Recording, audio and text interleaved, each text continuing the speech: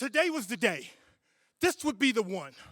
I had an audition for Chicago Fire, but in the past year, I had 18 auditions. Chicago Fire, Chicago PD, Chicago Med, Shameless, Empire, The Shy, and a new pilot called Southside, and I hadn't booked shit yet. I'm pretty sure my agent was sitting there looking at me like, we gotta waive him.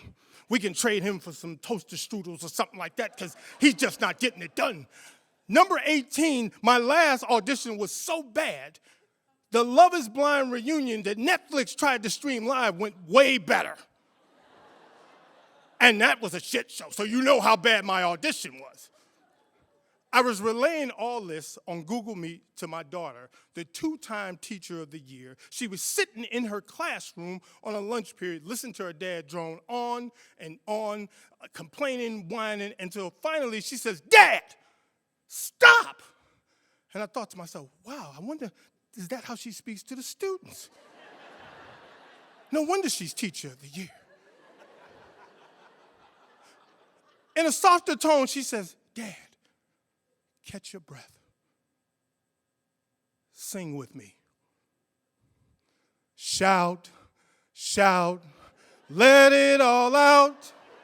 These are the things I can do without. Come on, I'm talking to you. Say, come on." I was a big fan of 80s music. I think it's the best genre of music ever. My daughter had picked that up from me, and unbeknownst to me, during her childhood and her high school years and in college, she adapted Shout as her favorite song. She said, "Dad, every time I would get stressed out over an exam or whatever, I'd just turn it up way loud. Daddy, you know your lines. You're prepared. None of this is easy, and it's not supposed to be easy, Daddy. You know why?" And I said, "Why?" She says, "Because we're not easy, Daddy." I said, "Shit. Who raised you?" She said, "I had great parents." I said, "I'm pretty sure it was the dad who had the most influence." She said, "Whatever, Dad. I love you. Best wishes. I thank you. Love you too." And I went into the audition. I had my foot on the chair. My foot hit the lever, and it slipped. And they had me do that 5 times. Unprecedented. 4 days later, my agent calls me. "James, how are you?" I'm like, I'm good. He says, "Yeah, is everything okay with you?" I'm like, "Yeah, I'm cool. What's going on?" He said, "James, congratulations. You booked Chicago Fire." I said, "Oh!" I said, "Hold on 1 second." And I put the phone on hold. I was like, oh my God, I did it. I said, "Yes, you're going to email the details over, right?" "Okay, thank you so much." Yeah! I immediately called my daughter. She was off. It was in service or something that day. And then I remember she had a doctor's appointment. She had an ailing heart. She was born without a valve. And so they had to keep replacing shunts, and they were getting less and less effective as she got older. And they were preparing her for open heart surgery, but they were still in the pre-stages. So I picked up the phone and said, "Sweet, I got it." She said, "Oh, okay. That's cool, Dad. Let me call you back." And click. I said, "Well, that was strange." 40 minutes later, Sweet is at the house because she still had keys. She runs, "Congratulations, Daddy. I ordered us pizza from Giordano's, the best." And she sat and told me how proud she was of me, and she couldn't wait. On the day the episode aired, season 6, episode 20, I played Andy the Barber, a.k.a. the Southside Butcher, because I cut a guy's ear off.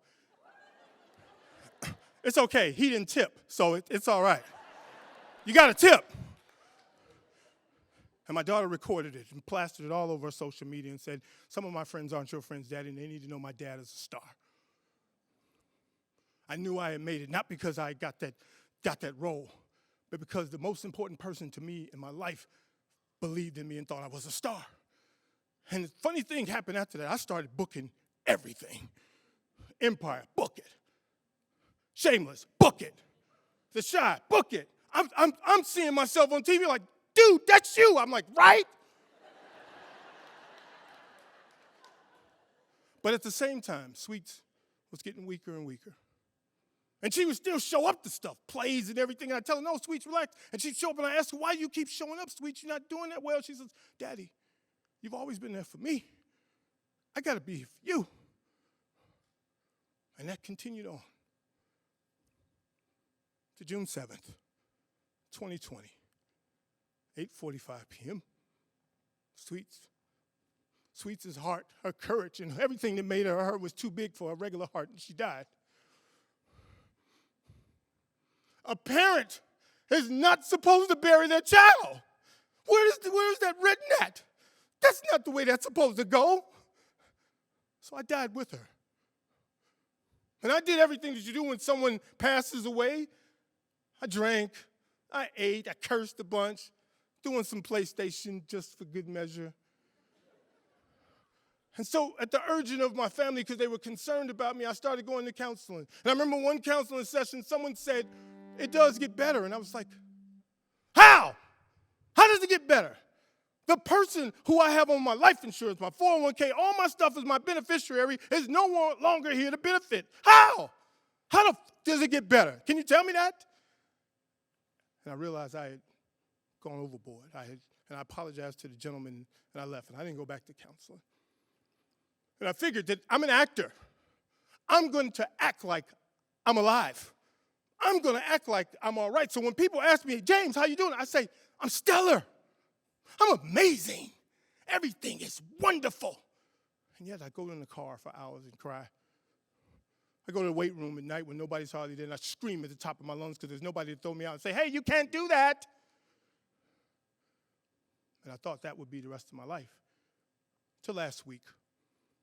My daughter's mother and I hadn't seen each other since June 7, 2020. We talked here and there, but we figured we caused each other too much pain seeing each other. But she wanted to meet. And I was scared because I figured she'd be sad and I'd be sad. But when I saw her, she was buoyant. She was smiling. She was playing. She hugged me. She said, you look great. You lost weight. You're in shape. She says, I have something for you. And I said, what? And she gave me Sweets' Build-A-Bear, the Black Panther version that I gave her when the movie came out in 2018. She said, Sweets would want you to have this. And she hugged me real close. She said, you were the best dad. I'm so glad I had Sweets with you. Be happy. She said, Jimmy, be happy. I miss my daughter every day. But I'm not carrying around the sadness anymore. There's life to be lived, and I'm going to live it. There are some of y'all out here right now who are battling. You lost somebody, you're dealing with work, that bullshit that happens at work sometimes, or just battling life. It does get better.